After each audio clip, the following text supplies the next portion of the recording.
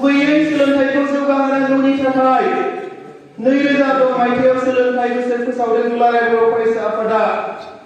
2010 मायथाइयाव जेब्ला year of education फोसावदोंमोन, बैनि बर' बिजोंनिफ्राय मेट्रिक लिरनाय बर' फरायसाफोरनि फार्स्ट डिभिजन जानायखौ जोङो सानदोंमोन। साननानै मोनबाय सारा आसामाव जेसेबां बर' फरायसाफोरा मेट्रिक लिरदोंमोन, खालि सा 66आल' फार्स्ट डिभिजन मोननो हादोंमोन।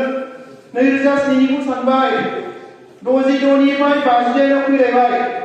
खमायलायबाय। 2008आव थांबाय, 101 सा फरायसाफोरा फार्स्ट डिभिजन मोननो हादों। आरो 2009खौ जेब्ला सानो, 2009आव खमायनानै डाइरेक्ट गाहायाव फैलायबाय, सा 78 79आल'। 2010खौ जेब्ला सानो, एसे बारायलायबाय, 141 जना फार्स्ट डिभिजन मोनहैफिननो हादों। 2011खौ नायलायबाय, 2011खौ नायोब्ला सा 137 फरायसाफोरा फार्स्ट डिभिजनखौ मोननो हादों। बेफोरबायदि बारायलाय खमायलायनि लिस्टआ बेहाय दङो। जोंनि एबसुआ कालेक्ट खालामजोबदों जे 2006निफ्राय 2020 मायथाइसिम बर' बिजोंनिफ्राय मेट्रिक होनाय बर' फरायसाफोरनि फार्स्ट डिभिजन जानाय हारखौ जों सानख'बाय। बेनिफ्राय मोनबाय मात्र 9339 बर' फरायसाफोराल' माखौ मोननो हादों? फार्स्ट डिभिजनखौ मोननो हादों। नाथाय बोसोरसेयावनो 18,000निफ्राय 20,000 बर' फरायसाफोरा मेट्रिक आनजाद लिरो। बोसोरसेयाव 18,000निफ्राय 20,000सिम बर' फरायसाफोरा बर' बिजोंनिफ्राय मेट्रिक लिरो। दुखुनांथाव 15 बोसोरजोंसो 9,339 बर' फरायसाफोरा फार्स्ट डिभिजन मोननो हादों। जोबोद दुखुनांथाव नङा होमबा? बोसोरसेयावनो 18निफ्राय 20,000 बर' फरायसाफोरा मेट्रिक आनजाद लिरो, नाथाय 15,000जोंसो 9,339 बर' फरायसाफोरा फार्स्ट डिभिजनखौ मोननो हादों। डिस्टिंसनखौ सानबाय, 15 बोसोरजों डिस्टिंसन मोननाय बर' बिजोंनि फरायसाफोरा जाहैबाय सा 94। 15 बोसोरजोंसो जोङो सानख'नायाव 2006निफ्राय 2020सिम सा 94 बर' फरायसाफोराल' डिस्टिंसन मोननो हादों। अब्ला जोङो जौगाखादोंना सोलोंथाइ बिथिङाव? जौगायाखै। गुबुनफोरालाय असमिया बिजोंनिया मा जायो? गंसे स्कुलनिफ्रायनो 100 जननि बारा डिस्टिंसन मोनो रिजाल्ट गासैयावनो बोसोरसेयावनो। जोंनिया 15 बोसोरजोंबो 100 जन जायाखै बर'निया। दुखुनांथाव नङा होमबा? दुखुनांथाव। स्टेन्ड खालामनो हानायाथ' सासेल'सो जादों बर' बिजोंनिफ्राय दासिम, नङा होमबा? बर' बिजोङा फरायसालियाव माब्लानिफ्राय जागायजेननाय? 1963 मायथाइयाव। दुखुनांथाव 2017 मायथाइयावसो सासे बर' फरायसाया स्टेन्ड खालामनो हादों, टप 10आव हाबनो हादों। अब्ला जोङो जौगामारदों ना? एसेबां बोसोर जाबाय सासेल' फरायसाया बर' बिजोंनिफ्राय स्टेन्ड खालामनो हादों। दा बेखौ जोङो नायबिजिरनानै मोनबाय। जोङो जेरैबायदि लुबैदों बर'खौ बुहुमाव गेरेमसा माहारि दानांगौब्ला सोलोंथाइ बिथिङा जौगाथारनांगोन होननानै बुंनाय। दा बुंनायजोंनो जोबनानै थायाखै, मावनो गोनां माखासे थारो। फरायसाफोरखौ लोगो हमनानै सावरायनांगौ दङ जोंहा। दा बेनिखायनो जोङो बर'फोरनि जि सोलोंथाइ नांगौबायदि जायाखै, जौगासाराखै, बेनिखायनो जोङो बाहागो लाफैनो गोनां जादों। 2021 मायथाइयाव जि फोसावजानाय मेट्रिकनि रिजाल्ट, बेखौ जोङो बेहाय सरजाबफायाखैमोन, खारन बेखौ इभालुएसन प्रसेसजों फोसावनायखाय सेपारेट खालामदोंमोन। बेवहाय गासै फार्स्ट डिभिजनाव मोननो हादोंमोन 3,228। थांनाय जि कर'ना जानाय समाव रिजाल्ट फोसावनाय 3,228आ फार्स्ट डिभिजन मोननो हादों बेहाय। बेखौ लाफादेरोब्ला एसे बारायबाय आरो लाफानांगोन। लिस्टखौ जों गोदानै खालामफिनगोन बेखौ। दा खोथाया जाहैबाय जोङो जेरै लुबैदों सोलोंथाइ बिथिङाव जोङो जौगायाखै। जे जौगायैनि खारनफोर, दा बेखौबो जोङो नायबिजिरबाय। माखासे फरायसालिफोराव नांगौसेबां फोरोंगिरिफोरखौ जों मोननो हायाखै, आन्दलन खालामनो गोनां जादों। नाथाय माखासे ओरैबायदि फरायसाफोर दङ, नांगौसेबां फोरोंगिरि मोनाखैबाबो न'खरनि अबस्थाया जोबोद गाज्रिब्लाबो रिजाल्टखौ खिन्थु मोजां खालामदों। बेफोरबायदिबो फरायसा दङ माखासे। दा बेनिखायनो जोंहा फरायसाफोरजों माखासे सावरायलायनांगौ थाहैदों, माखासे सावरायलायनांगौ दं। दाबि हिसाबै बाहागो लाफैनाय जादों। दा खोथाया जाबाय जोंनि फरायसाफोरा दिनैनि बादायलायनायनि जुगाव माबायदि साखा-फारायै एबा सांग्रांथियै जोंनि जे फरायनांगौ जोंनि मावनांगौ जे हाबा बेखौ मावदों बा मावाखै बेनि सायाव रिजाल्ट जादों। दिनैनि जुगा बादायलायनायनि जुग, बै बादायलायनायनि जुगाव जोंनि फरायसाफोरा फरायनायखौनो मोनसे बादायनाय आयदा हिसाबै लानानै हयथ'बा फरायाखै जानो हागौ। बेनिखायनो जों लुबैनाय बायदि रिजाल्टखौ मोननो हायाखै। दा रिजाल्टखौ लुबैनाय बायदि मोननांगौब्ला फरायनायखौनो मोनसे बादायनाय हिसाबै जोंनि फरायसाफोरा लानांगोन। मानो होननानै बुङोब्ला दिनैनि जुगानो बादायलायनायनि जुग, समानो खावलायदों। जों जुदि बादायाब्ला, नों जुदि जुजियाब्ला नों बोरै देरहानो? नों जुजिनानै, नों बादायनानै देरहासार जाथारनांगोन। दा नों माखौ बादायनो? फरायसा समाव खिन्थु नोङो फरायनानै मोजां रिजाल्ट खालामगोन बेखौनो लानानै नों बादायनांगोन। आरो जेब्ला जोंनि फरायसाफोरा साफ्रोमबो जे फरायनायखौनो मोनसे बादायलायनाय हिसाबै लानांगौ होननानै बुजिगोन, अब्लानो फरायसाफोरा गावनि जि लुबैनाय बेखौ मोगथां महर होनोबो हागोन। दा बेनिखायनो आं बेखिनि खोथाखौ बुंग्रोदों। जोंनि फरायसाफोरा साफ्रोमबो सांग्रांथिजों जुजिनांगोन, जि मावनांगौ बेखौ मावलांनांगोन। नङाबा खिन्थु जोङो जिउआव माब्लाबाबो साक्सेस जाहैनो हानाय नङा। जों दुलाराय बर' फरायसा आफादा लुबैनाय बायदि जाफुंहैनो हानाय नङा। दा बेनिखाय आङो आंनि जि बिबुंथि बेखौ आङो फोरमायलांगोन मोनब्रै डिनि गेजेरजों। मोनब्रै डि। डिया जाहैबाय मोनब्रै डिया मा मा? नाम्बार 1 डि ड्रिम, नाम्बार 2 डिजायार, नाम्बार 3 डि मा जागोन नोंसोरनिया? Dedication, number 4 discipline. बै मोनब्रैखौ जेब्ला नोंसोरो मोजाङै बुजि मोनगोन, मोजाङै मावफुंगोन, अब्लानो साफा फरायसा हिसाबै नोंसोरो जाफुंनो हागोन। दा बेहाय आं सोंनो लुबैदों, जोंनि जिउआव फरायसा सम गुदियावनो जोङो मा खालामनांगोन? टारगेट थानांगोन बा थांखि थानांगोन। थांखि गैयाब्ला हले जों जाफुंसार जानो माब्लाबाबो हानाय नङा दै। थांखि थानांगोन, जों सिमां नुनांगोन। सिमां होननानै बुंनायखाय उन्दुलांनानै आं सिमांखौ समनिसै होननानै बुङोबा जानाय नङा। सिमाङा मोननै थायो, गोथां सिमां आरो गोथै सिमां। जाय सिमांखौ जोङो उन्दुलांनाय समाव नुयो, जाय सिमांखौ जों मोगथां महर होनो हाया, जाय सिमाङा दान्दिसेनिल', जाय सिमांखौ उन्दुलांनाय समाव नुयो, बै सिमाङा गोथै सिमां। गोथां सिमांसो थानांगोन जोंहा। जाय सिमांखौ जोङो मोगथां महर होनो हागोन, बै सिमांखौसो जोङो नांगोन। जाय सिमांखौ जोङो गोसोजों साननानै दा माबा मोनसे खोथा खोनासंदों नङा होमबा, बा बिबुंथि खोनासंदों, बै समावनो नों माबा मोनसे सानदों, बे नोंनि गोथां सिमां। आरो बै गोथां सिमांखौ नों मोगथां महर होनो हायो। दा बेनिखायनो जोंहा सिमां थाथारनांगोन। सिमां गैयाबा खिन्थु जानाय नङा। थांखि थाथारनांगोन जोंनि फरायसाफोरा। दि फार्स्ट नाम्बार डि होनना बुंदोंमोन दि थांखि लानांगौ, बे खोथाखौसो जोङो सावरायलांगोन। मानो? इंराजियाव मोनसे खोथा दङ, aimless people are like a boat in the sea without radar. बुजिदोंना? थांखि गैयै मानसिफोरा माबायदिनो लैथोआव राडार गैयै सासे नाबिक बायदि नाव जावग्रा। मिथिबायना? राडार गैयाबा मा जाया? बिराद गिदिर लैथोआव जेब्ला नाव जावगोन, दिगखौ हमनो हाया, राडारजोंसो दिग खोनायो। बेसेबांबा गुवार लैथोआव बबेथिं थांनो, बबेथिं सहैनो। दा बेनिखायनो जोंनिया जेब्ला थांखि थागोन, अब्लासो नोङो माखौ मावनांगौ, माखौ मावनाङा बेखौ बुजि मोनो। मिथिया होमबा? राडारखौ बुजिया। राडारखौ बुजियाबा बै मोनसे राडारनि सोलाय एग्जाम्पलआ माखौ? बैथाखौ मिथिगौ? नावखौ माजों जावो? बैथाजों जावो, नङा होमबा? बै थांखि गैयै मानसिफोरा बैथा गैयै सासे दिङा जावारि बायदिनो। बैथा गैयै दिङा जावारिया गाव जेसिम थांनो लुगैयो, गावनि आखायाव बैथायानो गैयाब्ला बे थांनो हागोन जानो? बारा जेथिं बुनानै लाङो बिथिं गोजाव लांफाबाय थानो गोनां जायो।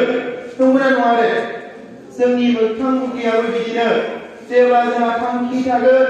बै थांखियानो नोंखौ थिनगोन। आं बुंबाय थालायनांनाय नङा, फोरोंगुरु सार बिथांमोना बुंबाय थालायनांनाय नङा। जे नोंहा जुदि थांखि दोनथारोबा नोंनि थांखियानो नोंखौ खावलायगोन ओइ आमुखा नोंहा माथो ओरै थांखि दङ बे थांखिखौ मोनफुंनांगौब्ला नों ओरै खालामथारगोन माथो नोंनि थांखियानो नोंखौ गोसो सिङाव थिनबाय थागोन दा बेनिखायनो साफ्रोमबो फरायसाफोरा थांखि थानांगौ थांखिया थाथारनांगौ दे थांखि थानांगौ जोंनि साफ्रोमबो फरायसाफोरा माबायदि थांखि थानांगोन दानिया एपिजे आब्दुल कालामा मा बुंदोंमोन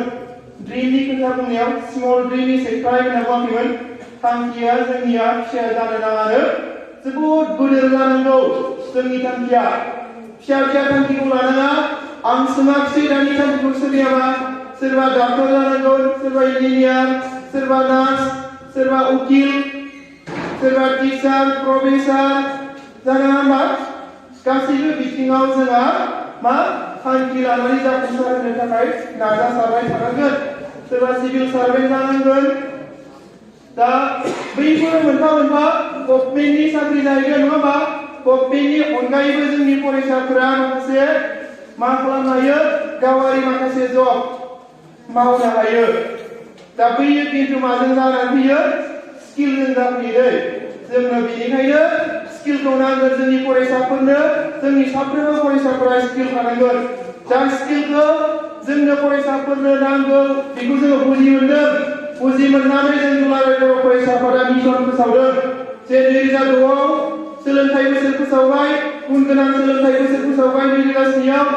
दा बेफोरबायदिनो बड'फा मिशन फर सास्टेनेबल चेन्ज बेखौ खालामफैबाय दा फैनानै मा खालामखो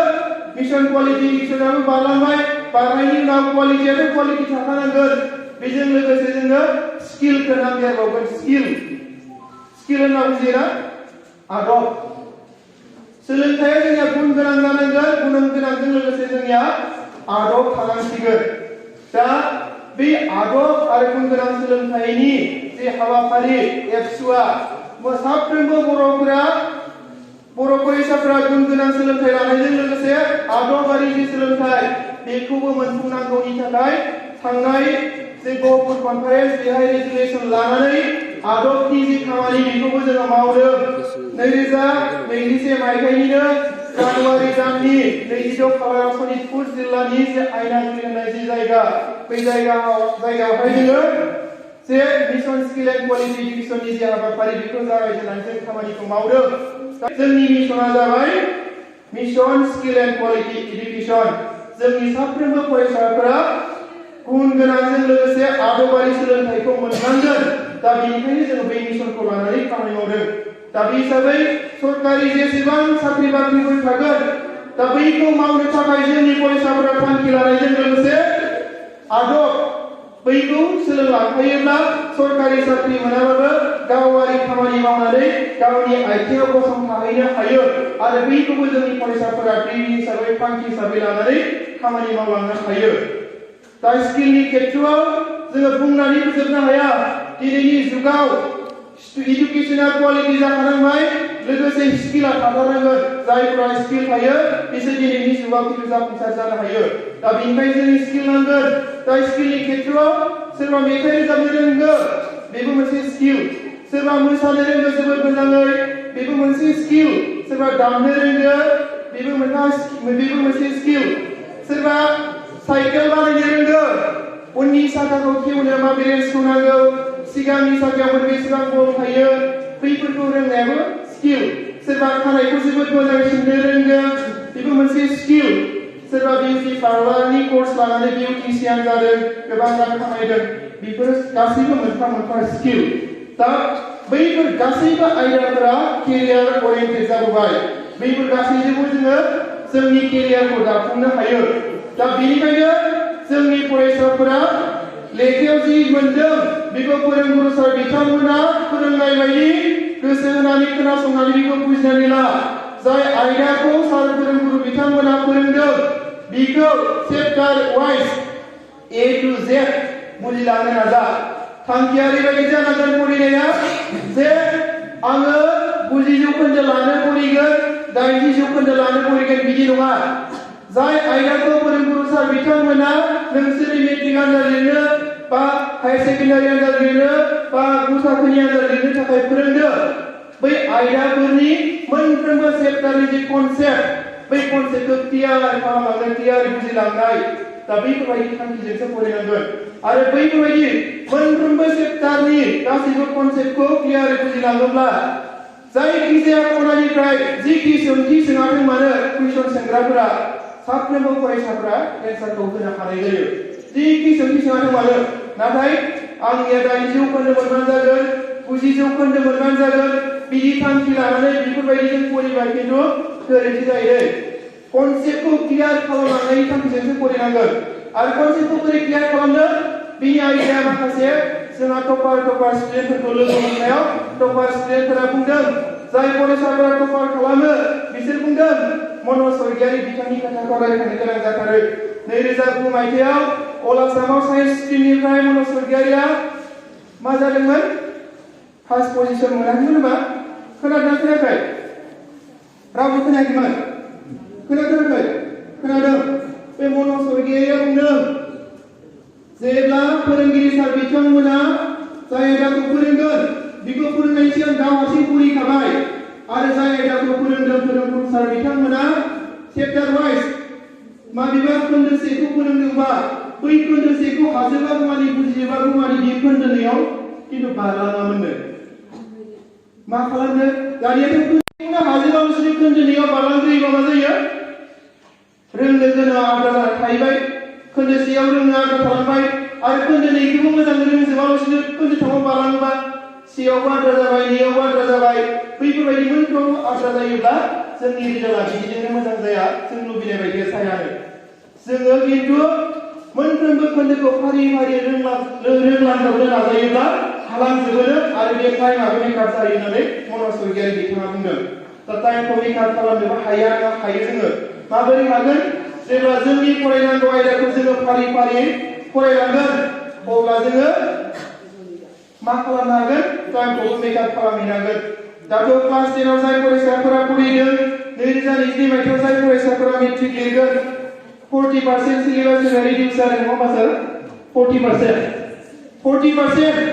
इन्टार सिलेबासा जेसेबांमोन 100 नि 40 जौखोन्दोखौ नोंसोरो दा मेट्रिक आनजाद लिरनो मेट्रिक फाइनाल लिरनो थाखाय नाङा 60 जौखोन्दोखौल' नांगोन खिन्थु मोनसे खोथाखौ आं बुंखागोन 60 जौखोन्दोनिफ्रायल' कुइसन दानसिगोन फरायनांगौआ खम जाबाय होननानै सानना लायोब्ला खिन्थु गोरोन्थि जागोन दै मानो होननानै बुङोब्ला सिलेबासा एसे खम जानायनि थाखाय माबे मोनसे चेप्टारनिफ्राय माबायदि कुइसन दानग्राफोरा जों बेखौ दिनै रावबो बुजिना मोनाखै रावबो मिथिना मोनाखै कारन चेप्टारा खम जाबाय नालाय आवगोल जेरै दानोमोन कुइसनखौ एबा बेफोरबायदि दानाबो जानो हागौ दा बेनिखायनो जोंहा कनसेप्टआ क्लियार जाजोबलांनांगोन जिखिनि आयदाखौ मेट्रिक लिरनांगौ दा बे हिसाबै साफ्रोमबो फरायसाफोरखौ आं खावलायदों जि क्लासाव जि चेप्टार मोनाखै मानो गासैबो चेप्टारनि कनसेप्टखौ क्लियार जाजासिम स्टाडि खालामनांगौ साफ्रोमबो फरायसाफोरा गुबै ओंथियाव स्टाडि होननानै बुङोब्ला बे गंसे खोलोम बिनि सायावबो स्टाडि खालामनो गोनां जायो दा माबायदि जागोन बिनि स्टाडिया बे गंसे खोलोम फार्स्टआव फैगोन बियो मा नङा होमबा बियो मा बेखौ मिथिनांबाय बिनि स्टाडि बियो माबायदि गाबनि गोसोम बेयाव मा दङ सिङाव सिहिरो मा दंबावो रिफिल दङ खफा दङ सोर बानायदों माब्ला बानायनाय बे खोलोमजों मा खालामो एबा मा खालामनो हायो मानि थाखाय इम्पर्टेन्ट बे खोलोमा बैफोरबायदि जेब्ला नों सानगोन गोथौवै नायबिजिरगोन आरो बै नायबिजिरनानै नोंनि मिथिनो लुबैनायखौ जेब्ला मिथिनानै लागोन अब्ला बेखौनो इंराजियाव मा बुङो स्टाडि होननानै बुङो अब्ला स्टाडिया खालि फरायनायल' नङा नों मिथिथारनाय जास्ट नोंनि मिथिनो लुबैनायखौ नों फरायनायनि गेजेरजों मोनफुंनो हायो दा बेनिखायनो स्टाडिया मा होनना सोङोब्ला फरायनाय होननानै बुङोब्लाबो जोङो गोरोन्थि नङा थार खिन्थु स्टाडि खालाम होनना बुंदों आङो A to Z मिथिजोबनो नाजानो दा बेयाव खोलोमनि बागै मिथिबाय नङा होमबा स्टाडि खालामनानै दा खोलोमनि बागै बारा स्टाडि खालामनाङा कारन खोलोमनि बागै नोंसोर फरिखायाव फैनाय नङा खोलोमाव मा मा दङ आगुसु थाखाजोब्बाय होनना बुंबाय खिन्थु जानाय नङा नोंसोरनि फराफारियाव माबे आयदायाव मा दङ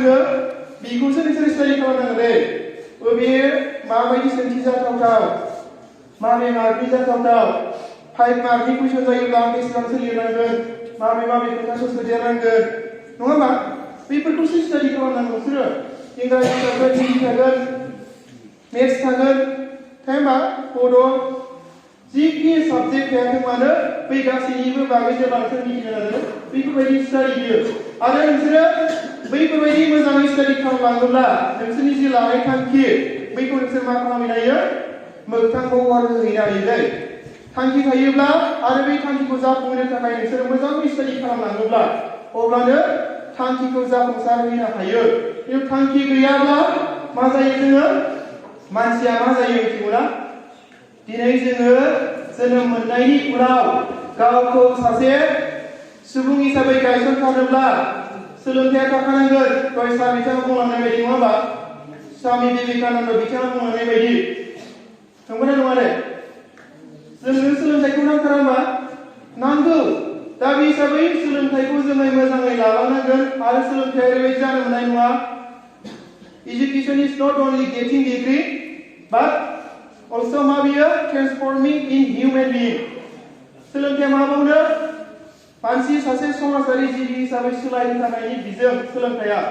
आरो बेखौ जोङो ओरैबायदि लानांगोन गुबुन गुबुन इडुकेशनिस्टफोरा जेखि बुङाथों मानो नेलसन मान्डेलायाथ' बुंलांदोंमोन नङा होमबा सोलोंथाइया बयनिख्रुइबो गिदिर हाथियार गेदेरसिन हाथियार होनना बुङाखैबा जाय हाथियारखौ बुहुमखौनो सोलायहोनो बाहायनो हायो बा नों बे हाथियारखौ सोलायहोनो हायो education is the most powerful weapon which you can use to change the world होनना बुङाखैबा नेलसन मान्डेलाया दा फरायसाफोरा मोनसे खोथाखौ गोसोला सोलोंथाइया मा होननानै बुङोब्ला सोलोंथाइया मोनसे जों साफ्रोमबो सुबुंनि गोनांथार आयदा जाय आयदाया जोङो सुबुं हिसाबै थांना थानायाव जोंनि थांना थानायनि जि बुब्लि बेखौ सोलिलांनायाव गोरलै राहा खालामनानै होयो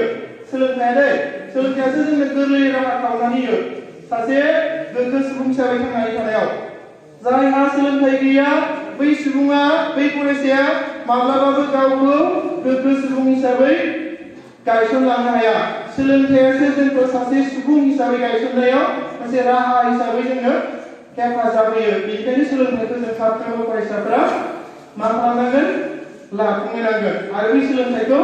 थांखि लानानै जोङो लानो नांगोन आं खावलायदों साफ्रोमबो फरायसाफोरा थांखि लानांगोन थांखिया जियानो जायाथों मानो आरो थांखिखौ बुंदों गोदो थांखि ला साफ्रोमबो फरायसाफोरा गोदो थांखि ला आरो थांखियाथ' थांखि साफ्रोमबो फरायसाया थाखानांबाय नङा होमबा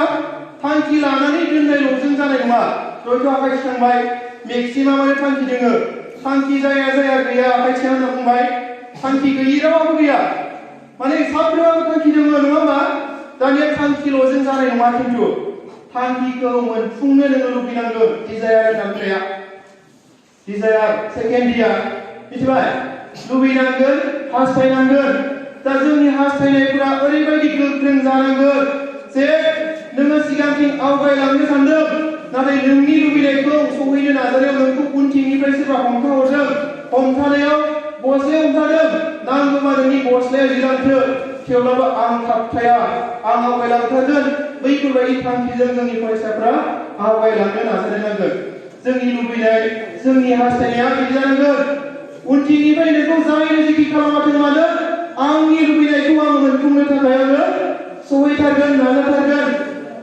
दा बैफोरबायदि जोंनि फरायसाफोरा लुबैनांगोन नाजानांगोन जों फरायसाफोरा बयबो बुजिना लानाय मोजां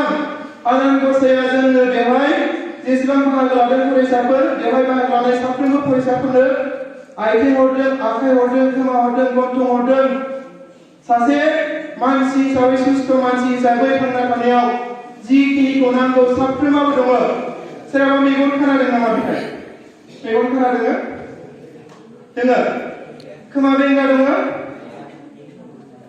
आथिं लेंग्रा आखाइ खंगा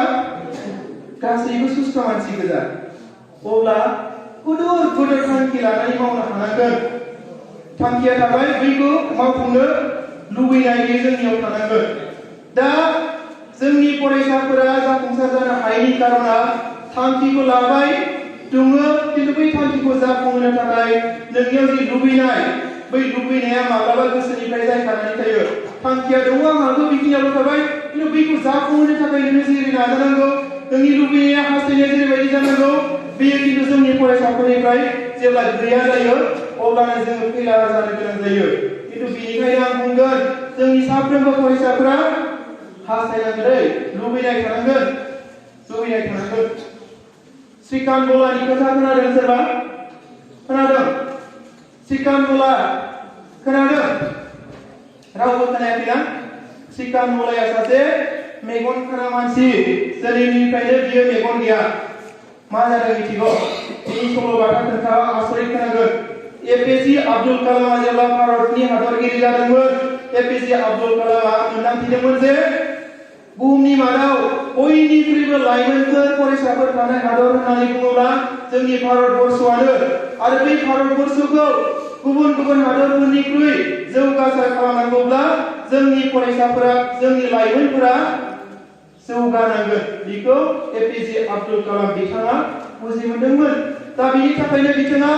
गाव सासे भारतनि राष्ट्रपति जाखांनायनि उनावबो बोराय बैसोआलागि फरायसाफोरजों खामानि मावनाय लाइमोनफोरखौ लोगो हमनानै लाइमोनफोरनो गासैबो बिथिंखौ बुजि मोनहोनाय बै हाबाखौ सोर खालामदोंमोन सोर मावदोंमोन एपीजे आब्दुल कालामआ मावदोंबा शिलंनि IIM Indian institute of management शिलंआव 2015 मायथाइयाव जेब्ला 2015 मायथाइनि 27 जुलाइआव जेब्ला IIM आव शिलंआव स्पिच होबाय थादोंमोन फरायसाफोरजों बिदि बै समाव एक्सिडेन्टेलि एक्सपायार जालांनो गोनां जादों नाथाय बिथाङा बैफोरबायदि गुबुन गुबुन रायजोआव थांनानै फरायसाफोरजों सावरायलायनाय हाबाफारि लायालासेनो थानो हागौमोन नाथाय बिथाङा बुजि मोनदों फरायसाफोरा मोनफ्रोमबो बिथिंखौ बुजि मोननांगोन जोंनि लाइमोनफोरा बुजि मोननांगोन जोंनि लाइमोनफोरनो जोंहा माखासे फोरमायलायनांगौनि खोथा दङ माखासे गोनांथि दङ बैखौ बुजि मोननानै एपीजे आब्दुल कालामआ सोलोंथाइनि बागै बिथाङा गोसो होसारनानै खामानि मावदोंमोन दा बिथाङा बेफोरबायदिनो गाव थैनायनि सिगां सानसेखालि मा जादों बै श्रीकान्त बला होननाया फरायसाफोरखौ जेब्ला लोगो मोनो अब्ला सोंबाय श्रीकान्त बलाखौ माखासे फरायसाफोरखौ सोंग्रोदों श्रीकान्त बलाखौ सोंनायनि सिगां नोंनि थांखिया मा होनना सोंबाय नाम सोंबाय अब्ला माखासे बुंबाय मा जागोन होनना सोङोब्ला आं डाक्टर जागोन सोरबा बुंबाय आं इन्जिनियार सोरबा बुंबाय आं साइन्टिस्ट सोरबा बुंबाय आं आईएएस अफिसार सोरबा आईपीएस सोरबा डाक्टर सोरबा नार्स बेफोरबायदि गोबां खोथा बुंबाय एपीजे आब्दुल कालामआ फरायसाफोरखौ लोगो हमनानै सोंनायाव नोंनि थांखिया मा होनना सोंनायाव जायहा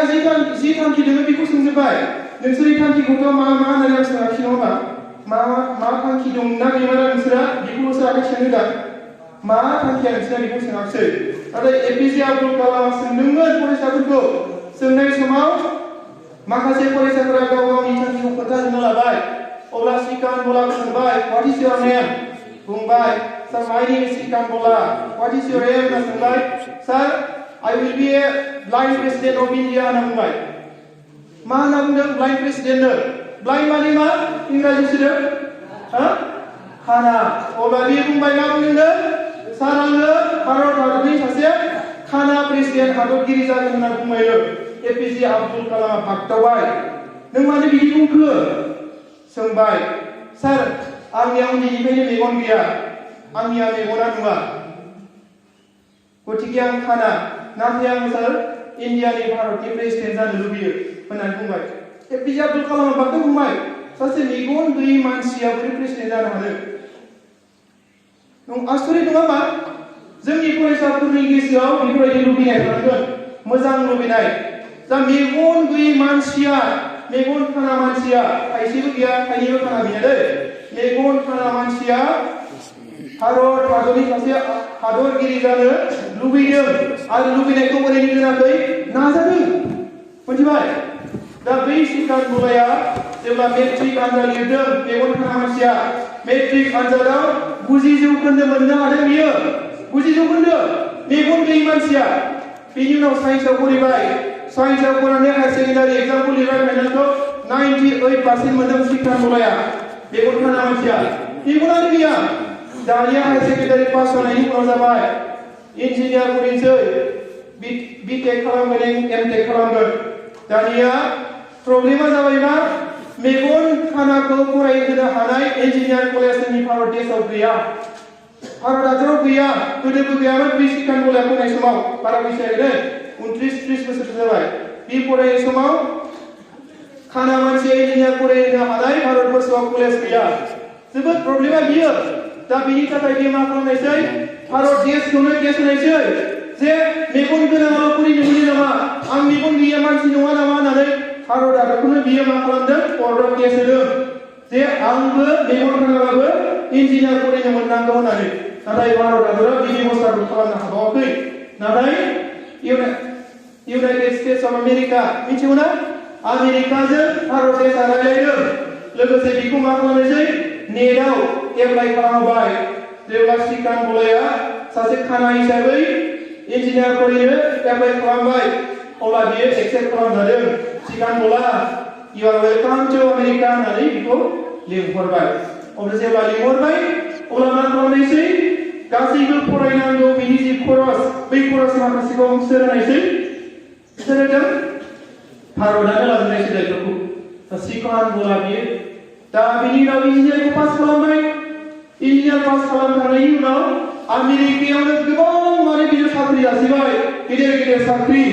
इन्जिनियार पास खालामनायनि उनाव नाथाय बियो आमेरिकाया साख्रिखौ मावनानै थायाखिसै मानो बि बुंदोंमोन आं भारत हादरनि सासे मा जानानै खाना हादरगिरि जागोन होननानै दा बिनि थाखाय बियो आमेरिकायाव साख्रि मावगासिनो भारत फारसे फैफिननानै दा बियो बलान इन्डास्ट्रि होननायनि सासे CEO चिफ एक्जिकिउटिभ अफिसार जानानै खामानि मावगासिनो दं दा बै मेगन खाना मानसिखौ आरो मा खालामबावो मिथिगौना भारत हादरनि बयनिख्रुइबो धोनिसिन मानसिया सोर मिथिगौ सोर भारतनि बयनिख्रुइबो माहाजोनसिन हिसाबै मिथिजानाय सोर मिथिगौ दे मुकेश आम्बानीमोननि खोथा खोनादों मुकेश आम्बानीमोना मा खालामो बै सिकान गलाखौ लेंहरनानै गिदिर गावसोरनि मिटिंआव गावसोर अर्गानाइज खालामनाय मिटिंआव गावसोरनि कम्पानिखौ फेदेरनो थाखाय सिकान गला बायदिखौ स्पिच होयो 10 मिनिट 15 मिनिट स्पिच होनानै सिकान गलाया क्रर फैसा आरजियो मेगन खाना मानसिया सिकान गला बियो सिकान गला बायदि जानांगोन हागोन ना जोंनि फरायसाफोरा नाजानो हागोन ना लुबैनो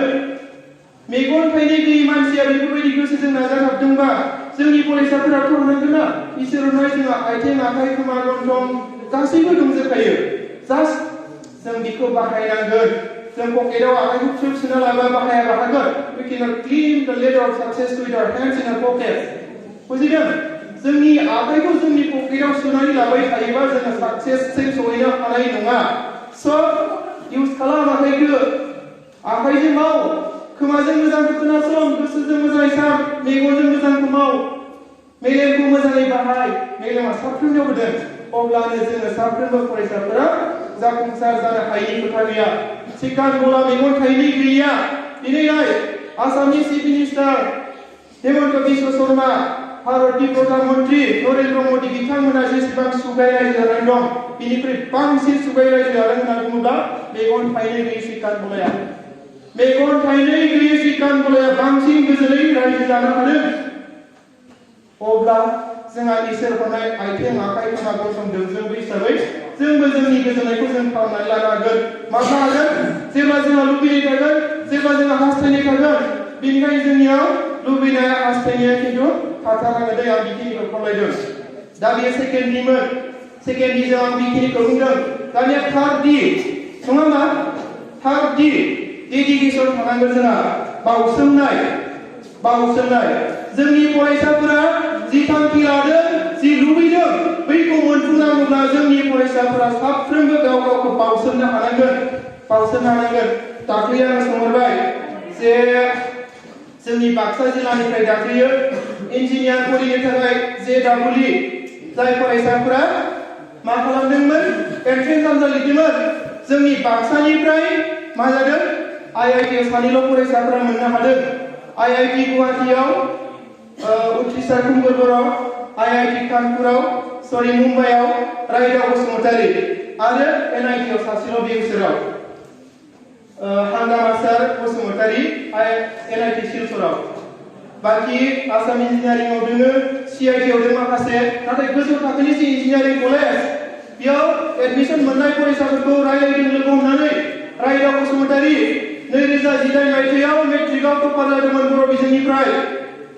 दा बे रायदाव बसुमतारीया IIT मुम्बाइआव इन्जिनियारिं कलेज इन्जिनियार फरायनो एडमिशन मोनदों जेब्ला बेखौ आं लोगो हमनानै सोंबाय जे नोङो इन्जिनियार IIT आव इन्जिनियार फरायनो मोननो थाखाय माबायदि स्टाडि खालामदोंमोन होनना सोंनायाव बुंबाय जे फोरोंगुरु सार बिथांमोना जेरैबायदि आंखौ फरायनो थिनदोंमोन आं बेखौ फरायजोबदों बेसेबां फरायनो थिनदोंमोन फोरोंगुरु सार बिथांमोना सोंबाय आं सार खमानो 10 घन्टा फोरोंदों सानसेयाव फोरोंगुरु सार बिथांमोना अब्ला बुंबाय आच्ছা नों फोरोंगुरु सार बिथांमोना 10 घन्टा फरायनो होनाय पार डे बिजोंना बिसोरखौ मोननो हादों होनना सोंबाय सार एसे दंबावो होनना बुंबाय बे एसे थाबैनालाय माथो होनना सोंबाय आं सार फोरोंगुरु सार बिथांमोना आंखौ सानसेयाव 10 घन्टा फरायनो होनायखौ आं फरायदोंआनो बेजों लोगोसे सारमोना फरायनो होनाय 10 घन्टाखौ फरायखांनायनि उनाव एक्सट्रा आं हारसिं गोसो जानानै आं फरायबावदों होनना बुंदों बारायबावबायना 10 घन्टानि मिथिबाय फोरोंगुरु सार बिथांमोना सानसेयाव खमानो 10 घन्टा फरायनो होबाय बिनि उनाव आरो फोरोंगुरु सार बिथांमोन फरायनो थिननायखौ फरायजोबखानानै आरो मा खालामबावदोंनो गोसो जानानै गाव आरो हारसिङै टाइमखौ बारायबावनानै फरायबावदों दा बैफोरबायदिजों रायदाव बसुमतारीया IIT मुम्बाइआव एडमिशन मोननो हानाय जादों डाक्टर सार मोनदों गासिबो बर' बिजोंनि गोजा MBBS बै कक्लाबारि सापागुरि दख'रानि सासे अनसुमा बर' आरो बैजों कुमारी काटानि सानै बेहाय निजोरा बर' दङ सासे ओमफ्राय सासेनि नामा बेहाय दंफाय लिरनाय तामुलपुरनि सानै मधुस्मिता बर' रङियानि सासे बिश्वजित बसुमतारी गासै 6 जना बर' बिजों फराय गोजा मानिफ्राय मोनदों हाई सेकेन्डारिनि उनाव नीट एग्जामखौ लिरनानै बिसोर MBBS फरायनो मोनदों माबोरै मोनदोंनो बिसोरबो गावसोरनि फरायनांगौखौ फोरोंगुरु सार बिथांमोना जिखिनि फरायनो थिनदों बिसोरबो बारायदेरनानै फरायजोबदों जाहैबाय अब्लानाय जुगा बिदिजोंसो सोलिलांदों 40 लाखसो केन्डिडेटफोरा नीट एग्जाम एन्ट्रेन्सखौ लिरदोंमोन नीट एन्ट्रेन्सखौ नाथाय 40 लाखनि गेजेराव 3 लाखसोआल' मा जायो एडमिशन मोननो हानाय जायो डाक्टर फरायनो दा 40 लाखनि गेजेराव 3 लाखल' मोनोबा 37 लाखआनो मा जागोन आउट जाया होमबा दा अब्ला जोंनि फरायनाया मा जानांगोन बयनिख्रुइबो साबसिन जानो थांखि लानानै जों फरायनो नांगोन दा बैफोरबायदि खालामनांगोन जोंनि फरायसाफोरा स' दा बियोथ' साफ्रोमबो फरायसाफोरनियाव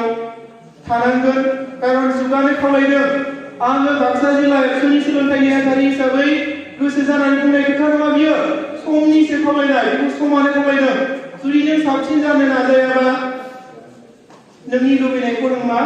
मोनफुंनो हानाय नङा नोंनि लुबैनायखौ मोनफुंनांगौब्ला नोङो खिन्थु साबसिन जानो नाजानांगोन सासे फरायसा हिसाबै फरायनानैनो साबसिन जानो नाजा गेलेग्राबा गेलेगिरि हिसाबै साबसिन जानो नाजा मेथाइ रोजाबग्राबा मेथाइखौ रोजाबनानै साबसिन रोजाबनो नाजा मोनफ्रोमबो बिथिङाव नों जेब्ला साबसिन जानो नाजागोन अब्लासो दिनैनि समाव नोङो सुबिदाखौ खाबुखौ मोननो हागोन आरो समानो बेखौनो थिनखादों जाय मोजांसिन जानो नाजागोन बेनि खाबुखौ मोनगोन जाय मोजां जानो नाजाया जास्ट फरायनांगौनि नामाव फरायनाय बेखिनिल'जों जेबो जाया होननानै बुंखाबाय दहाय नङा होमबा स' बेखिनिखौ खालामथार साफ्रोमबो फरायसाफोरा आं खावलायदों बावसोमब्लासो बेखिनिखौ हागोन बावसोमाबा खिन्थु हानाय नङा साफ्रोमबो फरायसाफोरा बावसोमनांगोन दै बावसोमनांगोन जे जोंनाथ' दा परिखा 9 जा 10 जा 11 जा साफ्रोमबो मोजाङै गोसो होना फराय खालि 10खौल' नङा जेसेबां फरायसाफोरा बाहागो लादों साफ्रोमबो फरायसाफोरखौ आं खावलायदों खिन्थु बाहागोआबो थायो दै बेनि गेजेरावनो थांखिखौबो लाबाय लुबैबायबो थांखिबो दं लुबैनायबो दं खिन्थु बादुला बादुलिनि थाबा जाफुंगोन आरो थांखिया मोनफुंगोन मोनगोन थांखिखौ गतिके मा खालामनांगोन साफ्रोमबो जोंनि फरायसाफोरा गावखौ बावसोमनांगोन जों जि जानो लुबैयाखै मानो जि मावनो सानाखै मानो बेखौ जोङो साफ्रोमबो मावफुंनो हागोन खिन्थु जोंहा जि मावफुंनानै जाफुंहोनो हानाय बिनि गोहोआ जों साफ्रोमनिबो आखायावनो दङ दै जों साफ्रोमनिबो आखायावनो दङ दा बेनिखायनो जों साफ्रोमबो फरायसाया गावखौ बावसोमनानै मा खालामनांगोन मावफुंनो नाजानो नांगोन बेनिखायनो आङो खावलायदों जोंनि साफ्रोमबो फरायसाफोरखौ साफ्रोमबो फरायसाफोरा बावसोमनांगोन फोरोंगुरु सार बिथांमोनखौ गुरु हिसाबै साफ्रोमबो फरायसाया मानिनो हागोन ना मानिनांगोन फोरोंगुरु सार बिथांमोनानो जों साफ्रोमनिबो मा सोरांनिगिरि राहागिरि दा जों साफ्रोमबो फरायसाया बावसोमनांगोन बावसोमोब्ला जोङो गाव सिनायजानो हागोन गुबुननो सोरां होनो हागोन जाया होमबा साननि खोथाखौ मिथिगौ नोंसोर नङा होमबा दाथ' सानानो मिथिखांबाय सानखौ बयबो नुयो सानखौ मिथियै सोरबाफोर दं नामा आखाइ सिंलाय सानखौ मिथिदोंबा सान इंराजियाव मोनसे quotation मोनो आङो if you want to shine like the sun first you burn like sun नों जुदि सान बायदि जोंनो लुबैदोंब्ला सान बायदि खामग्रो मिथिबाय साना बेसेबां खामो मिथिगौ नोंसोरो 15 मिलियन डिग्री सेल्सियासनि टेम्पारेचारा 15 लाख डिग्री सेल्सियास जों 30 डिग्री सेल्सियास जानानै टेम्पारेचार जानानै थानो हाया बिराद गरम मोनो नङा होमबा बेनिया बेसेबां 15 लाख सोबावनो साननिया बिदुङा अब्ला नाय साना बेसेबां खामो हारसिंनो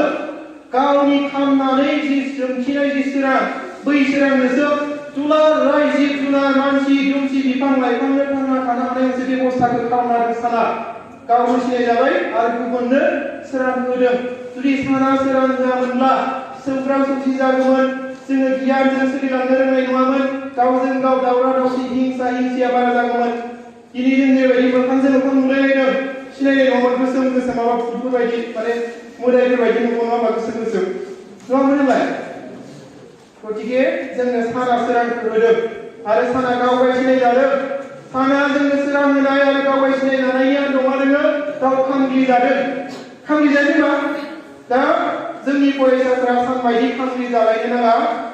सहायनानै नोङो गावनि आथिङाव गसंथानो नाजा गावनि आथिङाव गसंथायोब्ला नोंखौ गुबुन मानसिया मान सनमान होगोन नोङो सिनायजागोन आरो नों जुदि गावनि आथिङाव गसंथानो हानाय जायोब्ला नों गुबुननो मोजां लामा दिन्थिनानै होनो हानाय जागोन दा बेनिखायनो जोंनियाव बेखिनिया थानांगोन गाव बावसोमनाया डेडिकेसना साफ्रोमबो फरायसाफोरखौ आं खावलायदों उननि मोनसे दि दंबावो मोनथाम दि थांबाय होमबा 4 नाम्बार दिया डिसिप्लिन आब्रुथिया थानांगोन दै साफ्रोमबो फरायसाफोरनियाव दाथ' फरायसाफोरा गावनि जि लाइफ जि केरियार बेखौ दाफुंनो सानोब्ला डिसिप्लिनाबो मस्ट इम्पर्टेन्ट खिन्थु डिसिप्लिन जेब्ला गैया अब्ला जोङो गावनि जि लुबैनाय हास्थायनाय जि सिमां बेखौ जों माब्लाबाबो मोगथां महर होनो हाया जे डिसिप्लिननि खोथा होननानै बुङोब्ला खालि नोंनि गाननाय जोमनाया साफा मोजां देलायना फैनाय बेखिनिजोंनो डिसिप्लिन होनाया जोबनानै थाङा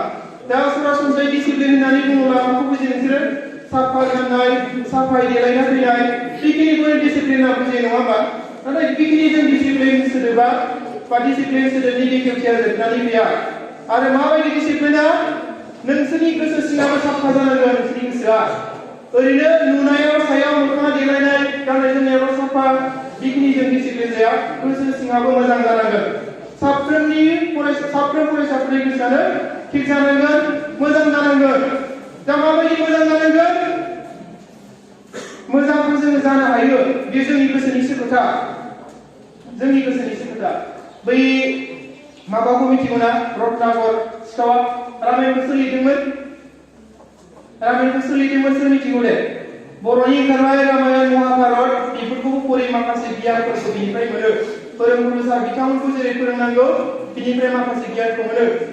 रत्नाकरा लिरदों नङा होमबा रत्नाकरनि सिगां बिमामोन दाखु समावसो रत्नाकरमोन बाल्मिकिया लिरदों बाल्मिकियानो रत्नाकर नङा होमबा सियान खालाम बियो बाल्मिकि जाफैनो हादों बै बाल्मिकिया लिरदों आरो बै बाल्मिकि लिरनाय रामायणखौ जेब्ला फरायगासिनो थानायखौ बिनि गेजेरजोंबो माखासे गियानखौ जोंनि फरायसाफोरा मोनफुंनो हागोन बेनिखायनो बेखौबो हुदा खालाम फरायनायखौ जेसेबां फरायनाय हुदा खालामगोन जोंनि ब्रेना सार्प जागोन मेन्टेलि जोङो स्ट्रं जागोन मेन्टेलि स्ट्रं आरो फिजिकेलिबो स्ट्रं जानांगोन जोङो अब्लासो जोंनि लुबैनाय हास्थायनायखौ जोङो गोसो बायदि जाफुंहोनो हागोन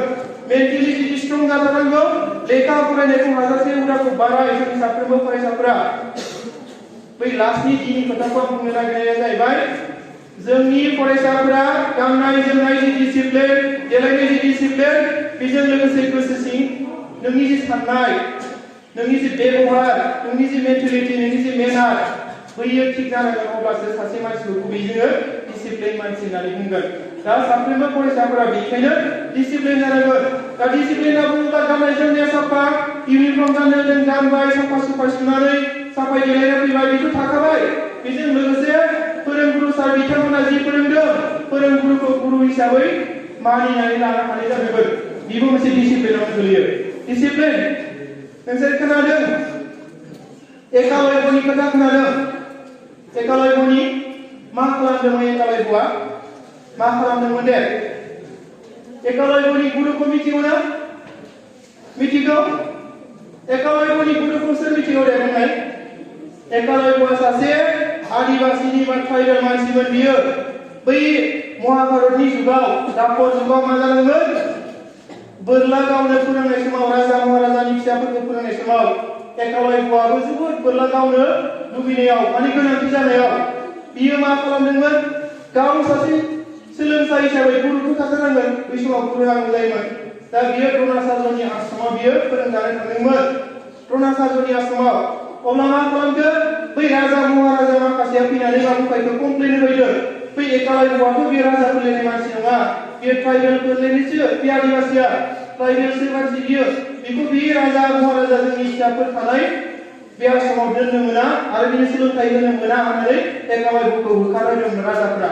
आरो एकालयबआ आश्रमनिफ्राय ओंखारबोनो गोनां जादोंमोन द्रोणाचार्यआबो नोंखौ आं फोरोंना मोननाय नंला फोरोंला होननानै बुंदोंमोन नाथाय एकालयबआ मा खालामदों गावनि गुरु द्रोणाचार्यआ गावखौ फोरोंलाब्लाबो द्रोणाचार्यखौ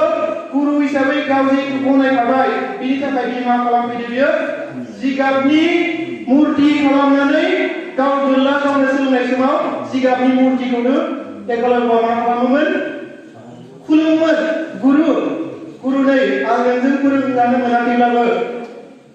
आङो जि नोंनि जि गुन नोंनि जि बोसोन आं बैफोरखौ माब्लाबाबो बावगारनाय नङा आं नोंजों फोरोंजानो मोनाखैब्लाबो जेब्लाबो नों आंनि गुरु होननानै बियो जिगाबनि मुर्तिखौ खुलुमनानै बियो बोरलाखौ गावनो सोलोंदोंमोन आरो बेबायदिनो रोंलांदों उनाव द्रोणाचार्यखौ आसरित खालामदों बियो मा खालामदों बेखायनो जेब्ला एकालयबआ बै द्रोणाचार्यजों रायज्लायबाय थादों बै रायज्लायनाय समाव मा जाहैदों बै राजाया फैफिनबावदों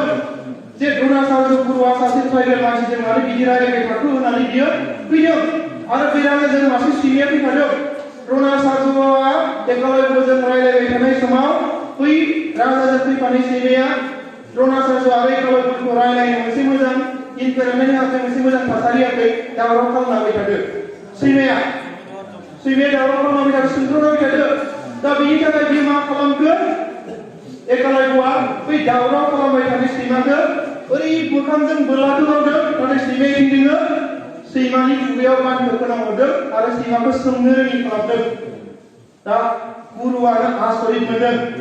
गुरुआनो आसरित माबोरै आसरित मोनखो जे बियो बे बानखौ गावनो थाखाय एकालयबनो होआखैमोन नाथाय एकालयबआ बेखौ बोरै रोंदों जे गुरुखौ गाव गुरु हिसाबै मानिनानै गाव सोलोंनायनि थाखाय एकालयबआ बे आयदाखौ रोंदों दा बेनिखायनो जोंनि फरायसाफोराबो फोरोंगुरु सार बिथांमोना माबा मोनसे खोन्दोआव फोरोंनाया बबेबा एसे एनै थालांदोंब्ला फोरोंगुरु सार बिथांमोनखौ सार हिसाबै सार मानिनानै गुरु हिसाबै गुरु मानिनानै नों बेखौ सोलोंनो नाजायोब्ला फोरोंगुरुखौ नोङो नोंनि फरायनाय समाव गोसोखाङोब्ला नोंनि फरायसालिखौ नोंनि फरायनाय समाव नों गोसोखाङोब्ला नों रोङाबो संनाय नङा नों रोंथारगोन साफ्रोमबो फरायसाया रोंगोन बेनिखायनो जोंनि फरायसाफोरा गुरुखौ गुरु हिसाबै मानिनाय बै डिसिप्लिना जोंनियाव थाथारनांगोन अब्ला जोङो जिखि सोलोंनो लुबैयाथों मानो जिखि रोंनो लुबैयाथों मानो रोंनो हागोन जोंनि साफ्रोमबो फरायसाफोरा दा बेनिखायनो बेखौ खालाम आं गोलाव लाबाय नङा होमबा ओंखाम उखैबाय एसेल' बुंनोसै गोबाव माने बुंसोमावनाय नंला एसे बारबाय आंनियाबो टाइमा गुसुं खालामगोन सरासनस्रायै जे मेट्रिकनि खोथा बुंदोंमोन बै मोनब्रै डिनि खोथाखौ आं बुंबाय दे बेजों लोगोसे मोनसे खोथा बुंदेरनो नागिरदों डिसिप्लिनावनो जे मा जादों 2006 मायथाइयाव सोलोंथाइ बोसोर फोसावदों एबसुआ बेनि सिगां बाक्सा जिल्ला एबसुनि बाक्सा जिल्लानि बेलायाव 2005 आव बाक्साया जोंनिया जिल्ला जादों आवगोलो नलबारिनि एसे बरपेटानि एसे कामरुपनि एसे गावनानै मोनसे बाक्सा जिल्ला जादों बै बाक्सा जिल्ला जाजेननाय 2005 मायथाइयाव बर' बिजोंनिफ्राय मेट्रिक आनजादाव साबेसे फरायसाफोरा सेथि थाखोआव उथ्रिसारदों बेखौ जों हिसाब खालामब्ला 15 जन मोनदोंमोन बाक्सानिफ्राय 15 जननि मादाव साफ्रोमबो फरायसाफोरा जाफुंसार जानो हायाखै खिन्थु जाफुंसार जानो हायाखै आंनि बुंबाय मोजाङै फराय मोजां रिजाल्ट खालाम होननानै बुंबाय खालि मोजां रिजाल्ट खालामनायल'जोंबो जोङो जाफुंसार जानो हाया जोंनि आखल आखुआ खिन्थु थिग जाथारनांगौ जायो आखल आखुआ मेन मानो बै 15 जन 50 जन मोननाय फरायसाफोरनि मादाव सानैल' मानसिया जाफुंसार जानो हादों माखासेया आलां फालां सोरबा जौ लोंग्रा सोरबा बबेबा बेरायथिंग्रा बै सानैया खिन्थु जाफुंसार जानो हादों आरो बै जाफुंसार जाग्रा फरायसाफोरा जोंजों दिनै अराय सम कन्टेक्टआव थायो जोंजों सावरायलायो बिथांमोना बुङो 2005 मायथाइयाव 15 जन 50 जन जानायनि मादाव सानै फरायसाफोरा जाफुंसार जानायफोरनि मादाव डाक्टर जानो हादों लासित कुमार बसुमतारी आरो मृणाल बर' बिथांमोना मुसलपुर सिभिल हस्पिटालाव मृणाल बर'आ डक्टर मृणाल बर'आ आरो जोंनि खाथियावहाय लासित कुमार बसुमतारी दा खाथियावनो डाक्टर जानानै सार्भिस होनो हादों खामानि मावनो हादों जों बैफोरबायदि फरायसा जानो लुबैदों नाथाय बिथांमोना बेफोरबायदि जानो हानायनि आन्दोआव माखासे जारिमिन दङ बै जारिमिनखौ आं एसे बुंनो नागिरदों जारिमिना जाहैबाय जाय 15 जननि मादाव 13 जना साक्सेस जानो हायासै खोथाया जाहैबाय मेट्रिक पास एग्जाम मोनबाय होननानै बिसोर मा खालामदों मेट्रिक पास जाखांनायनि उनाव मा जादों आइ बाबा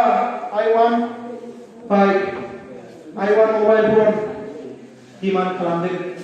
मेट्रिक पास जानायनि उनाव पास एग्जाम मोनबाय गोरों जाबाय होननानै दानिया जेन गावसोर गोरोंसिन बिमा बिफाया जेनेबा जेबोखौनो रोंला आइ आंनो मबाइल नांसिगौ बाबा आंनो बाइक नांसिगौ डिमान्ड खालामदों उथ्रिसारदों दा जाय फरायसाफोरा बेफोरबायदि लादों बैसोर फरायसाफोरा जाफुंसार जानो हायाखै आरो लासित कुमार बसुमतारी बिथाङा गावनि खुगाजों बुंदों बै समाव लासित कुमार बसुमतारी बिथाङाबो बाइक गैदोंमोन बेफोरनियाव बाबा आंथ' मेट्रिक पास जाबाय बेलेगफोरा मालाय बाइक मबाइल लाजोबबाय आंनोबो नांसिगोन बेनो जाहैबाय मा खालामखो लासित कुमार बसुमतारीनि बिफाया नोंनो बाइक नांगोना नों लौथिखौ मोना होननानै लौथिजों थौ खुबैयाव दोनलायबाय एसेनि कारनाव माने एरायनो हादों बियो नङाबा बिखुङाव नांगौ लौथिया दा बेखौ बियो गोसोखांनानै बुंबाय थायो आङो मेट्रिक पास जानायनि उनाव बाइक गैनाय समाव आंनि आफाया आंखौ लौथिजों खुबैयालासिनो बाइक बायनानै होमारदोंबा आंबो दिनै डाक्टर जानो हानाय नङामोन लासित कुमार बसुमतारीया दिनै गावनि खुगाजों बुंबाय थायो गावनि बिफाया गाव बाइक गैनाय समाव लौथिजों खुबैजानानैसो बे बाइकखौ बिनो गारबाय मबाइल बिनो गारबाय साइन्सआव फरायबाय डक्टरनि एन्ट्रेन्स होबाय डक्टर जाबाय दा मृणालियाथ' बेनो काहानिया मबाइल बिदोंमोन जाहैबाय बियो लासितआ मा बिदोंमोन बाइक मृणाला मबाइल बिदोंमोन सानैबो मबाइलखौबो मोनाखै सानैबो बाइकखौबो मोनाखै सानैबो डाक्टर जायफोरा बाइक मोनदों जायफोरा मबाइल मोनदों मेजर होनना बुंनांगोन सानैया डक्टर माखासे मेजर खासिबो मोनदोंमोनब्लाबो दा बेफोरबायदि जाफैदों दा बेनिखायनो आं खावलायगोन जाय फरायसाफोरा मेट्रिकनि उनाव जिखि फरायसालियाव फरायहैयाखै मानो फोरोंगुरु सार बिथांमोना उन्दैनिफ्राय जिखिनि दिनैसिम फोरोंबाय फोरोंगुरु सार बिथांमोना अराय समबो गुरु हिसाबै गनायनानै लानांगोन फरायसाफोरा कारन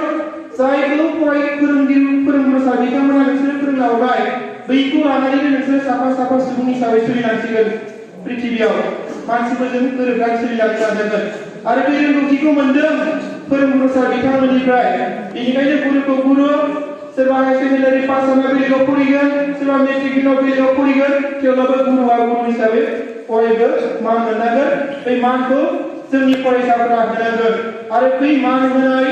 रेसपेक्ट खालामनाय आरो उन्दैफोरखौ अननाय बै हेबिटखौ हुदाखौ खालामलांबाय थायोब्लासो जोंनि आखल आखुआ थिग जालांगोन आखल आखुआ थिग जालांब्लासो माबा मोनसे कारनाव जोङो रिजाल्टआ एसे गाज्रि मोनब्लाबो जोंनि आखल आखुआनो जोंखौ गोजौ फारसे लांनानै थाङो दा बेनि अनेक गोबां एग्जाम्पल दं दा बे हिसाबै आङो गोबां दङ थेवब्लाबो बुंनाय नङा समा थिनायसै मोनसेल' सल' बाथा खोन्थानानै आङो आंनि जि बुंनाय बेखौ फोजोबसिगोन साफ्रोमबो फरायसाफोरा बेवहाय बाहागो लादों जोंनिया नाथाय मिटिं मोना जोंनि फरायसाफोरा सोरनि मेक्सिमामखौ नुबाय दै गामि गामि न'खर न'खर हाबबाय जोङो सोलोंथाइनि खामानि मावनायाव मेक्सिमाम जोंनि बर' न'खरा गोरिब 100आव 5%सोआ सोरनाबा टिचार सोरनाबा डिफेन्सआव बिदिनो गुबुन गुबुन जब मावो गभर्नमेन्टनि मेक्सिमामा मा लेबार मावग्रा सोरहाबा बिमा गैया सोरहाबा बिफा गैया दा बेफोरबायदियाव जोंनि फरायसाफोरनियाव माखासे डिप्रेसन जानो नागिरो डिप्रेसन गोसो बायनो नागिरो नाथाय गोसो बायनांगौनि जेबो गोनांथि गैया मेगन नुयियानो हादरगिरि जानो लुबैदोंबा नङा होमबा बे अरुणाचलनि केप्टेन थारिखखौथ' मिथिगौ नङा होमबा मा बै आखाइ फारनैबो गैया क्लास 8आव थानाय समाव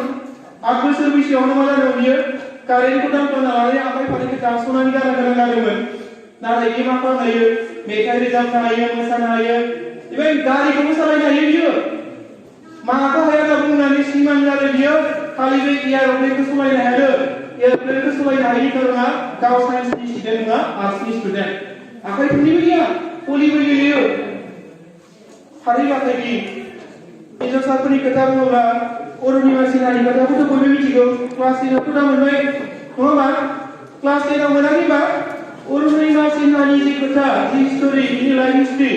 बेखौ मोनसे मटिभेसन आयदा हिसाबै फरायसाफोरनो होआखै होनबा बर' बिजोङावबो राव सोलायनानै दा बेखौ जोबोद इनकारेज खालामो बिनिफ्राय जों माखासे सोलोंनांगौ जोंनि फरायसाफोरा साननानै नाय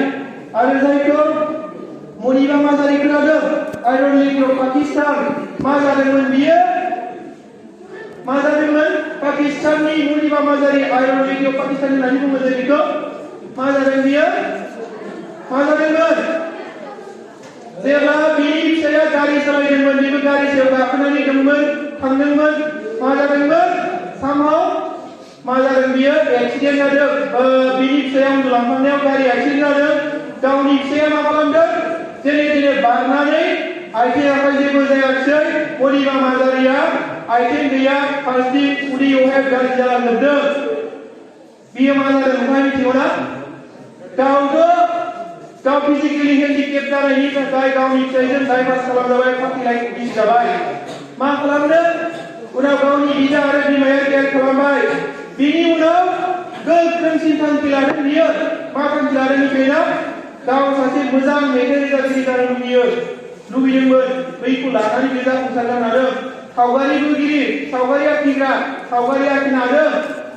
सासे टेलिभिजन एंकर मोजां एंकर सासे मटिभेशनेल स्पिकार दा बेफोरबायदि जानो नाजादों मोनफ्रोमबो खामानिखौ मावनो हादों जोंनि जिउआव जिखि जेंनाखौ जोङो जिखि समाव सौसिनाङाथों मानो गासैखौबो जोङो साहसजों सौसिनांगोन साहस खालामब्ला हायिनि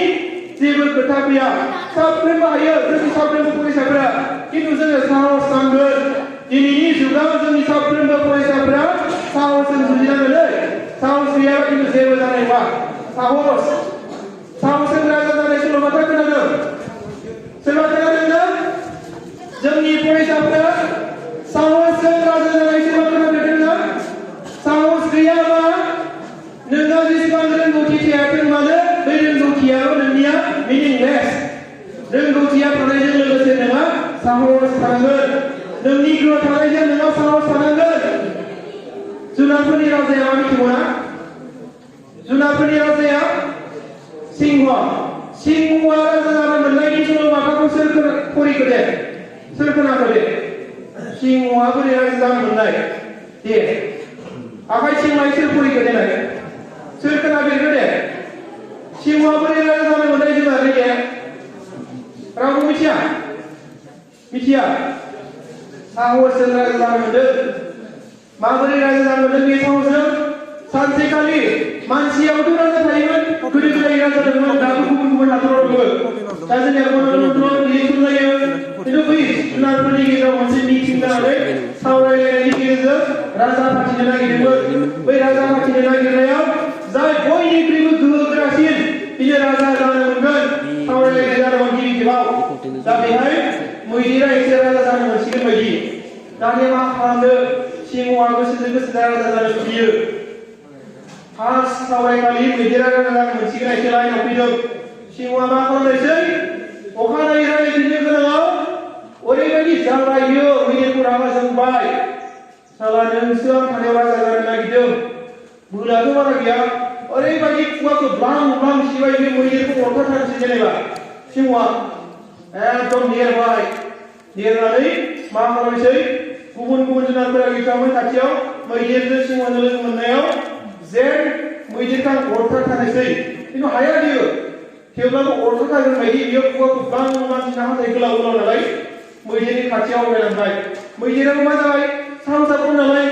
सिंहआथ' आंखौ जासिगोनसो होननानै लासै लासै फावसायलांबाय जेब्ला मैदेरा लासै लासै फावसायो सिंहआ बांसिन होसोसिनबाय होसोनानै मा खालामनायसै बियो मैदेरखौ गोजानाव होसोनानै दोनहरथारनायसै दा मैदेरखौ होसोना दोननानै सावरायलायबाय मैदेरा फैनायासै सिंहआ राजा जानो मोनबाय खिन्थु बोलोजों नाङोब्ला मा खालामदोंमोन मैदेरा साहस खालामनायला सिंहखौ बोरैबा बिखुङाव खनसे गारना लाबो मैदेरा फिसिनो हागौमोन जानो हागौमोन जाथारनाय लाबा हानाय नङामोन खिन्थु मैदेरा साहस गैया नालाय राजा जानासै सिंहआ साहस दोंनादों राजा जानो मोनदों स' जोंनि साफ्रोमबो फरायसाफोरा जिखि थांखि लायाथों मानो जिखि रोंनो गोनां थायाथों मानो साहसजों सोलों साहसजों जाफुंहोनो नाजा माबा मोनसे सोंनो गोनां दं फोरोंगुरु सार बिथांमोननियाव जेब्लाबो सोंनो नाजा दखरा एक्सु रुपहिया एक्सु दङ सार बिथांमोनाबो अरायसमबो फरायसाफोरनो मोनसे मोजां लामाखौ खोन्थिना होनो थाखाय रेडि दङ थियारि दङ दा माबा मोनसे जेंना जायोब्ला जायखिजाया जेंनाजों गावखौ फेजेननानै लानो नाङा सार बिथांमोननियाव लोगो लानानै आरो सावरायफै मोजाङै दा बेखिनि खोथाखौ खावलायदों आरो गाज्रि मुवा बेसाद ड्राग्स सिगारेट जौ लोंनाय थांखु जानाय बैफोर हुदाया खिन्थु जानो मोनखाया बेखौ जोंनो नांखाय नालाय गोबां खोथा बेनि सोमोन्दै बुंसाखै बेखौ जाना फाग्ला जानाय गाज्रि जानाय जाम्बा जानाय जावलिया जानाय गावखौ बुथारना लानाय बिसिम मोनहैनाय अनेक जोंनाव दा थाङो आङो 2021 मायथाइनि फेब्रुवारिनि 5 तारिखआव बाक्सा जिल्लानि सोलोंथायारि हिसाबै सरबांसा लादों बिनि उनाव आं बिजाब लाबाय फरायसा 13 जन दासिम सुइसाइड जानाय बांसिन ड्राग्स जाग्रा आरो ड्राग्स जाग्रानि अनगायै जायखिया सुइसाइड जानाय मोजां मोनलायनानै जानायबो आं बुंदों बेनिखायनो जाया नङा माब्लाबा मोजां मोननाया जायो दा बेनिखायनो आं साबधान खालामनांगोन जोंनि फरायसाफोरनि गेजेराव जेन मोजां मोनलायनायखौ लानानै माब्लाबाबो सुइसाइडआलागै थाङा सुइसाइड जानांगौ जेबो खोथा गैया नों माबा मोनसे सोरबा मोजां मोनलायदोंमोन खोथा गैया नों फिउचारखौसो सान नों पास्टखौ सोलिनाङा नों प्रेजेन्टआव दोङो दा फिउचाराव नों बोरै मा खालामहैगोन बेखौ प्रेजेन्टआव साननानै खामानि मावला माबा मोनसे जादों माबा मोनसे जेंना फैदों गासैखौबो सौसिलांनो गासैखौबो सौसिलांजोब दा बेखिनिखौ खावलायबाय अब्लानो जाफुंसार जानो हागोन जाफुंसार जानो हायि खोथा गैया जाय बुंदोंमोन सोरनिबा न'खरा गोनां सोरनियाबा गोरिब बेहाय जेबो फाराग फैया नों मा सोलोंदों मा सोलोङाखै बिसो खोथाया नों मा मिथिबायना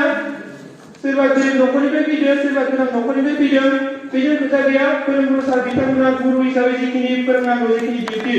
गासैखौबो मोनसे रुमावनो समान नोजोरजों फोरोङो बे हिसाबै साफ्रोमबो फरायसाया समानै सोलोंथाइखौ मोनो खिन्थु सोलोंथाइखौ लानानै गाव मा जानो लुबैदों बेखौ जाफुंसार होनाया गावनिसो डिउटि गाव गोसो जायाबा खिन्थु रावबो खालामनाया नों डाक्टर जानो लुबैयाबा नोंखौ डाक्टर जाहोनानै बानायनो हाया मिथिबाय नों इन्जिनियार जाहोनानै बुंबानो नों इन्जिनियार जानो लुबैयाबा खिन्थु नों इन्जिनियार खालामनो हाया नोंसो जानो लुबैनांगोन दा बेनिखायनो आं बेखिनिखौ खावलायदों आरो गोनो गोथो साफ्रोमबो थानो मोननाय नङा आं मोनसेल' सल'बाथा खोन्थानोसै होनना बुंदोंमोन बे जाबाय बेफोरबायदिनो फरायसालि गनायनि उनाव साफ्रोमबो फरायसाफोरा गावबा गाव स्कुल बेगखौ लानानै थांनानै सानसेखालि सासे फरायसाया मा नुदों स्कुलनि लांगोनानि एसे गोजानाव सासे बेलन बेफारिया बेलन फानबाय थादोंमोन बेलन फाननाय समाव मा नुखो बियो माखासे बेलनफोरा गोजौआव बिरथिंदों गोजा गोमो गोथां गुफुर बायदि मैया गाबनि बेलनफोरा गोजौआव बिरथिंदों आरो बै गोजौआव बिरथिंनाय बेलनफोरखौ बयबो नुदों जोबोद मोजां नुदों नाथाय मोनसे बेलन गोसोम बेलना गाहायाव गोलैदों बेखौ बारा मानसिफोरा नुवाखै आरो बै सासे फरायसाया नुसनहैदों थाबनो नुसनहैनानै बियो सोंबाय बेलन फानग्राखौ आच्चा बेयो बै गोसोम मोनसे बेलना हायावदि गोलैनानै दङ बे बेलना गोसोम हायाव गोलैदों नामा होनना सोंबाय गोसोम गाबखायनो बेयो हायाव गोलैनानै दं नामा होनना सोंदों अब्ला बेलन फानग्राया बुंबाय बे कालारा मेटार नङा गोसोम कालारनि थाखाय बेयो हावलिया थायाखै बेहाय हाइड्रोजेन गेसखौ जों सोनाय जायाखै गोसोमाव हाइड्रोजेन गेसखौ सोयैनि थाखाय बे हायाव थादों गोलैनानै बाखियाव हाइड्रोजेन गेस सोदों बेनिखायनो गोजौआव बिरदों दा बेनिफ्राय जोंहा माखासे सोलोंनो गोनां दं खोथाया जाहैबाय कालारा खोथाया गैया मिथिबायना जायखौ जेराव सोनांगौ दा बिलुन माखासे बिरनायफोराव हाइड्रोजेन गेस सोदों बेनि थाखाय बिलुनफोरा बिरफिननो हादों दा बेहाय आं खावलायनो नागिरनाया जोंनि फरायसाफोरा सोरबा गोनांनि सोरबा गोरिबनि सोरबा गुफुर सोरबा साफा सोरबा नाबे सोरबा हंले सोरबा गोसोम दाब्ला सोरबा एसे नाब्ले सोरबा नाब्ला बिदि थानांगौ महर मोखाङा नङा होमबा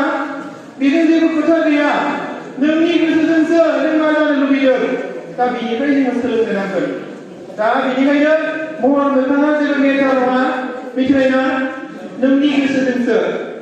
महर मोखाङा बिराद मोजांबाबो मा जायो गोसो सिङाव बिराद मैला थायो समायना नङा होमबा खिन्थु रावखौबो थांखिनांगौआखै आङो हायो बेखौसो बुंबाय एग्जाम्पोल हिसाबै लादों गासैबो मोजां बेवहाय बाहागो लानायफोरा आब्रुथिनि गेजेरजों खोनासंदों हिसाबै मोजां लानो हागोन स' बिरुना जेरैबायदि बिरफिनदों हाइड्रोजेन गेसजों नङा होमबा जोङो गुबुन गुबुनाव गोजान गोजानाव डक्टर इन्जिनियार फरायनाय सिभिल सार्भेन्ट गुबुन गुबुन रायजोआव थांनानै खामानि मावहैनो हानाय गेदेर गेदेर officer IPS officer IAS officer ACS APS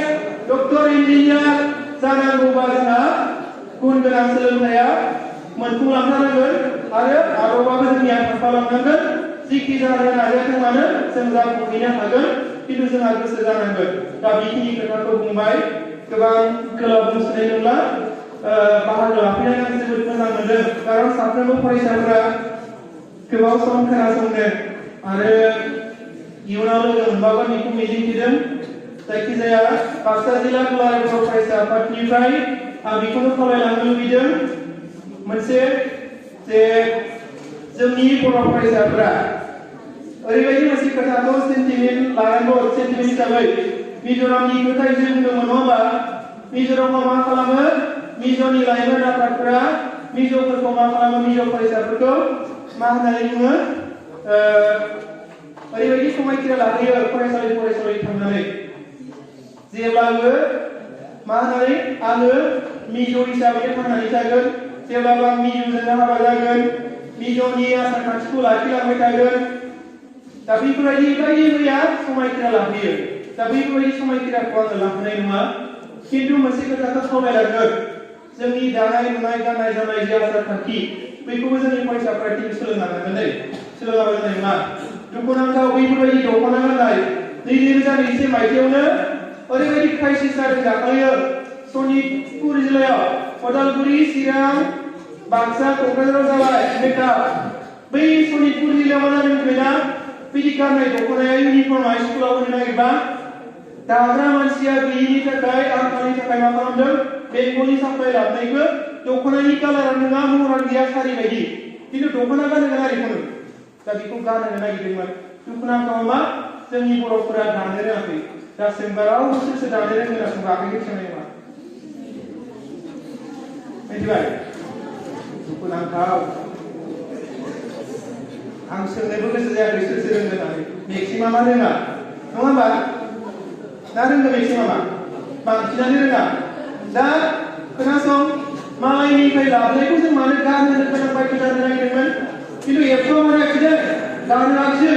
खोथाया जाहैबाय जेसेबां जोंनि फरायसाफोरा दख'ना नांगौ बे दख'नाखौ जोंनि बर' मानसिफोरा दायाखै बेलेग मानसिफोरा मालाय जों बर'फोरखौ लाना बिजनेस खालामदों बेंगलनिफ्राय लाबोना फानफैदों बे काटालागा दख'ना जिअ दख'ना बेखौनो दाबोसै बे स्कुलनि इउनिफर्मखौ सिन्थाय बिसोरो मेसिनजों दानानै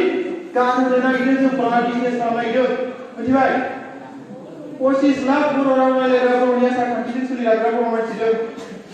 सासेया बाहागो खालामबाबो हौवा 12 लाख 12 लाख हिनजाव 12 लाख जाया होमबा 12 लाख